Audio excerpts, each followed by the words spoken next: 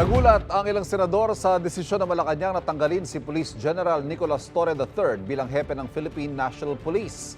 Gayunman, nasa kapangyarihan naman ng Pangulo ang desisyon na ito ayon kina Senate Majority Leader Joel Villanueva, Senador Raffy Tulfo, Senador Erwin Tulfo at Senate President Pro Tempore Jinggoy Estrada.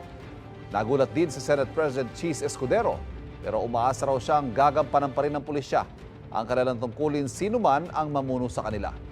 Naniniwala naman si Senador Ping Lacson na dati ring PNP chief na gumalaw si Torre nang hindi naaayon sa kanyang otoridad ng balasahin ng matataas na opisyal ng PNP. Si Senador Bato de la Rosa na isa ring dating hepe ng pulisya, naawa raw sa nangyari kay Torre sa kabila ng kanyang galit dahil sa pag-aresto kay Pastor Apollo Kibuloy at dating Pangulong Rodrigo Duterte. Si Senadora Amy Marcos, binalaan na raw dati si Torre nang balasahin niya ang mga opisyal ng PNP. Ang pagkaalam ko, na-demote si Natatis at yung Bapang General na Ilocano, nagdadaing kung bakit daw nangyari yun. Kaya sinita ko siya, sabi ko, hoy, ba't ganun?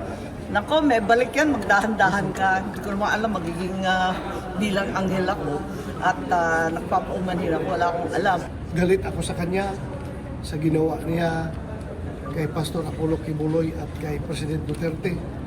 Pero ngayon naawa ako sa kanya dahil after nung ginawa niya lahat-lahat, binigyan siya ng posisyon, tapos sinibak lang rin siya.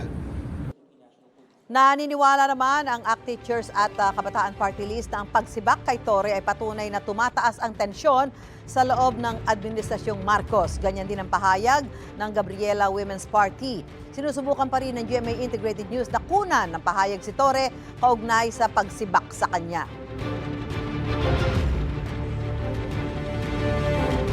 Kapuso, huwag magpapahuli sa latest news and updates. Mag-iuna ka sa balita at mag-subscribe sa YouTube channel ng GMA Integrated News.